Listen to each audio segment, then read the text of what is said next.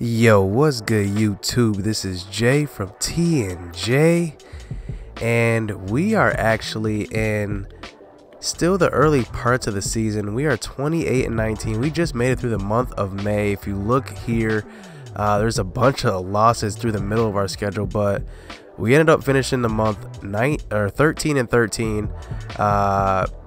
We had some pretty good pitching performances by a lot of our pitchers. Lance McCullers, he's 3-3, but if we look at him, his whip is 101, so he is killing it this year. But it seems like we're just not giving him the run production. But Vince Velasquez, 119 whip, he's a 1-4. Junior Guerrero's 158. Josh Hader, 109 whip, 1.33 ERA. He is killing it. And Lance Lynn, 123. He's actually doing really good as well. And Zach Davies is right behind him at 125. We actually have a good set of rotational pieces there. So let's just look at how we're doing on the offensive end. So let's go to player statistics. Let's just sort by average here. So as you can see here, Jorge Soler, he's hurt. He's going to be back in 1 to 2 weeks, so he's not far off. Stuart Turner, I only gave him that one game of at-bats. I'm thinking I'm probably going to start him next game. Jet Bandy's been actually hitting kind of decent in his role. He's hitting 267 right now. Eric Thames hitting 276. Remember, I moved him up to the 4 hole because he was hitting so well. Travis Shaw is on a tear, hitting 294. He just continues to surprise people, turn heads. I know the Red Sox gotta be sick for letting him go, because look at, since he left the Red Sox, he had 242 in a full game with the full season with the Red Sox. Then he hit 241, so yeah, he just stayed the same.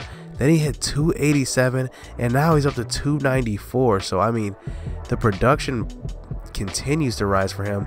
Franklin Gutierrez continues to probably be our best signing or trade acquisition in this franchise, because look at this, he's hitting 298. He's got 13 home runs this year so far. His slugging is 664, but on base plus slugging 1046. I mean, that's amazing. So man, that's crazy. I mean, I'm so glad that he's doing well. Jose Bautista, he's hitting pretty decent, 250. Not getting as many at bats as everybody else, but just because I'm rotating some people in. So Keon Broxton, he's hitting 232. You know, I kind of like him. Like I said, he's good at defense. That's why I like him. He actually has some pretty good player quirks. I mean, quick reflexes. He's good in the field, and he excels at drawing walks, which means in quick counts, if you use quick counts, he's going to get a lot of 2-1, 3-1 counts, a lot of good counts, and he can steal bases. So Hernan Perez, I mean, I love Hernan Perez. I don't want to trade him because he is such a good asset, because he plays every position. He's actually happy with his, I mean, he wants to play a platoon role, but everything else is good. Look at it. I mean, he's in a good mood. I mean, and that player morale really does help. I found out through this franchise that player morale really does help. I mean, obviously their overalls go up, but I swear they play a lot better in that when they have a higher morale. So that's good. Brett Phillips, he actually has a lot of at-bats this season, 59 at-bats. Remember, I moved him up. He's hitting 220, which, I mean, he could be hitting better, but it's his first season, so I'm giving him a little bit of a break. But here's who I'm concerned about. Orlando Arcia, another struggling season so far. At least he's hitting better than what he was last year. Around this time last year, he was hitting like 160s. I had to move him down. He eventually got it back up to 190 to end the season, 189 to be exact. So, but he's only hitting 220 right now. So we're going to have to do something to get him going. Jorge Mateo is actually in 217. Remember, we thought he would be such a good acquisition, but it's still early in his career, so I'm not going to give up on him either. I think I'm actually going to move Arcia up to the leadoff spot just to see if that helps him. And then here, look at this. Lewis Brinson, look at his hitting stats. Ridiculous, but he's only hitting 217. I don't understand.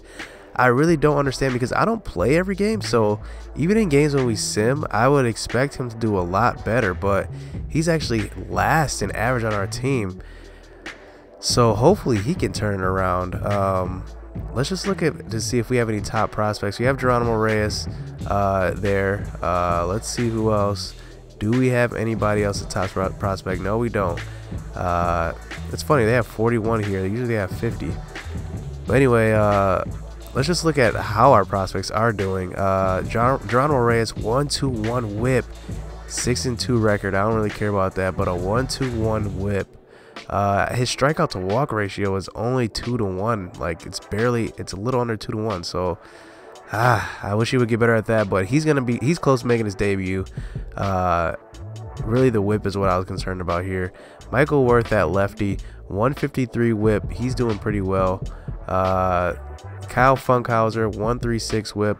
William Perez is an older pitcher.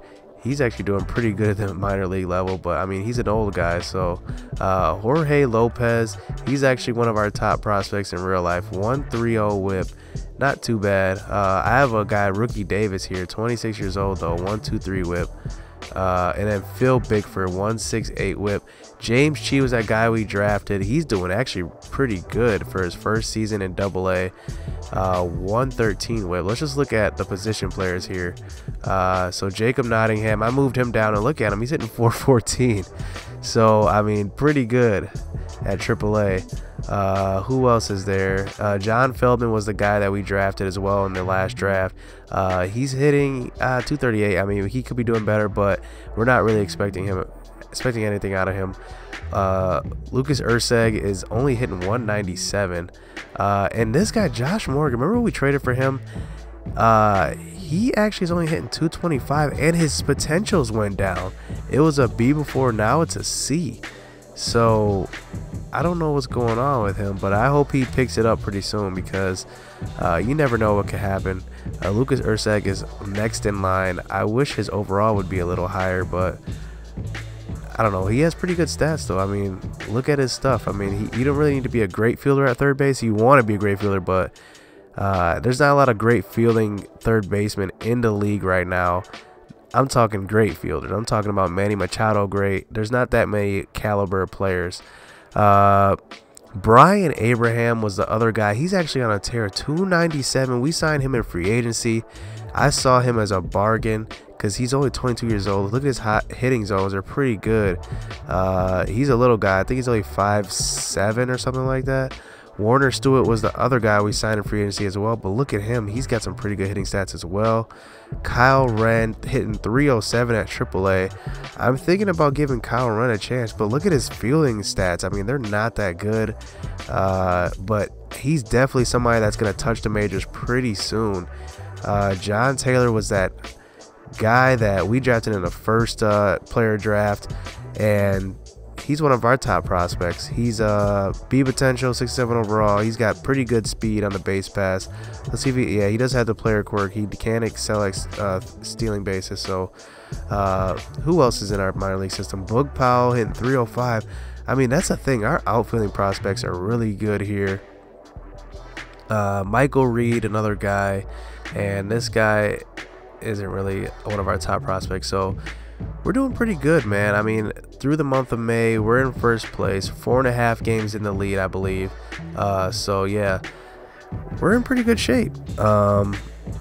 Without that, I mean, I have nothing else to say, man. I mean, we're doing pretty good. Look at that. Franklin Gutierrez is third in the league in home runs. That's pretty good. Once again, he's hitting lights out again, man. I just can't believe how good he's been, but I just want some run production to come through for us in the month of June. That's what we need to get better at. But let's just get into this gameplay, man. We are actually, let's see what we're going up against. We're actually going up against Mad Bum again. I love playing Mad Bum because he's a tough matchup. I mean, if you want to be the best, you got to beat the best. So we've got Mad Bum. I'm actually thinking about having Geronimo Reyes, his debut, be one of these games, because he's ready, man. I think he's ready to be at the show, man. He's ready to be at the major league level. But without anything else, man, let's just get into this gameplay. Mad Bum going against Josh Hader. Let's go. So Madison Bumgarner, he's always had our number every single time we play him, but this is round 3, so we're hoping things are going to be a little different, but we have Orlando Arcia in that lead-off position. I mean, I needed a change there. Jorge Mateo, he started out pretty good. I remember the first opening day, I think he went 3 for 5 or something like that. And I put Arcia in this leadoff spot. And here I'm trying to be greedy with Arcia, and he gets thrown out at third. I don't know why he was holding up there. That ball was obviously going to drop, but here we get the bases loaded here with Jose Bautista, and he pops out to Brandon Belt. So we can't get anything going in the first inning, even with the bases loaded with 2 outs and Jose Bautista at the plate. He couldn't do anything. But Josh Hader, that 109 whip is amazing. He's 5-2. Right in the beginning of the first inning, he is rolling. He's getting guys a strikeout, and he's getting Brandon Belt to pop out to the third baseman. So this is a good sign. But here in the second, he's giving up a hit up the middle, and Melvin Upton Jr. comes up next to bat, and we're going to leave a changeup right over the middle, and Melvin Upton Jr. is just going to crush that one out of here. He missed his spot on that one. I use pulse pitching, so sometimes it's hard to control exactly where the ball is going to go, especially with pulse pitching, because you know you can use classic. It's a bit more accurate. Pulse pitching, you kind of control the circle, but you don't control much of anything else. But here, Orlando Arcia gets on base again. As you can see, the right fielder did not field that one correctly. I don't even know what he was looking at on that one. The sun must have gotten to his eyes or something. But Travis Shaw comes up next, and he delivers, brings Arcia into score. So we do trim the lead to 1 here. Franley Gutierrez comes up next, and he hits one down the line. And look at Travis Shaw. He kind of hesitates there, and I kind of had to hold up. But look what happens. Because Travis Shaw hesitated, I accidentally sent him to third because I was trying to send Travis Shaw back. And look what happens. Travis Shaw gets thrown out at third. So Thames comes up, and he can't deliver. But look what happens. I actually tricked the catcher by faking to go to third, and he throws a third thinking that I'm going to go, but I hold up. But Brinson hits a dribbler back to the pitcher. Bumgarner goes to third. So we got guys on second and first with 2 outs, and Joey Bats once again cannot deliver with a guy in scoring position. And here in the third, we're getting Melvin Upton Jr. Or actually, that looks like Nunez. Nunez is going to strike out. And here, Jorge Mateo, you see what that ball did? It was like it was stuck under him, and then all of a sudden came out. But Brandon Bell gets hurt on that play, so he comes out. The number 3 hitter, probably one of the best hitters for them, probably second or first best hitter for them, because I think he's leading the NL. He's either second in the NL in home runs or leading the NL. But here, Travis Shaw can't do anything, so another opportunity was guys in scoring position. We couldn't do anything, but Josh Hader continues to strike guys out. He's rolling here, and they lead 2-1. So we're here on to the 5th inning with 2 outs. Brinson does what he does best. He hits the ball hard versus lefties, and you know that's a good thing because I love Brinson versus lefties because he's cold versus everybody else. It seems like he should be hitting for a lot more power, a lot higher average, but here he advances to third on a little mistake there by Melvin Upton. But Stuart Turner's going to strike out, and I mean, I gave him the start instead of Jet Bandy, and I was hoping that he would do something, but he disappointed me right there. But Josh Hader can't handle a grounder straight back to him, and you know anytime we have an error, the other team always takes advantage, it seems like. So they got a guy on first, a guy on second, and we get a double play ball, but it's a hit and run, so we don't even turn 2. So now they got guys on second and third with 1 out, and they bring in Nick Hundley to pinch hit, and Josh Hader hangs another one. That time it was a slider over the middle of the plate. 2 guys are going to come in to score, but Joey Bat's going to come up throwing. He's going to throw the guy out. Nick Hundley at second, but the Giants do take the 4-1 lead. And look at this. Plays like this happen, you know it's not going to go our way. Jorge Mateo gets robbed of a base hit. Franklin Gutierrez at least comes up in the 7th, and he gets walked. So we got a guy on first here, and Eric Thames takes a fastball. I thought that was a little outside, but I misjudged that one. Hunter Strickland comes in. He walks Brinson. So now we got guys on first and second, and coming to the plate is Joey Bats once again, and he lets a wild pitch go past him. So the 2 runners advance. So we got a chance to tie the game up here, and Jose Bautista gets walked. So now we have Stuart Turner once again, and he strikes out. He does not come up clutch for us. And late in the game, we have Blake Parker in, and it seems like when we face the Giants, they bring in the same relief pitchers. Here's Derek Law once again, and he's facing Brett Phillips, who's in the pinch hit for the pitcher, and he gets a hit up the middle. I like Brett Phillips facing right-handers off the bench. And Orlando Arcia strikes out on the high heat. He had a pretty good game, though. He got on base a couple of times, but here Travis Shaw is getting walked. And Franklin Gutierrez, I swear I timed that pitch perfect. I thought that was gone out of here. And they bring in Mark Melanson to close out the deal for them. And he's going to face Eric Thames. Eric Thames hits it right on the screws, but right to the first baseman.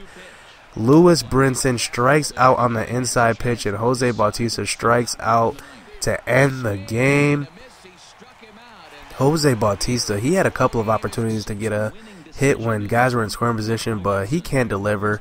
We actually get 8 hits and lose to their 5. They have good timely hitting, but hit subscribe, hit that like button.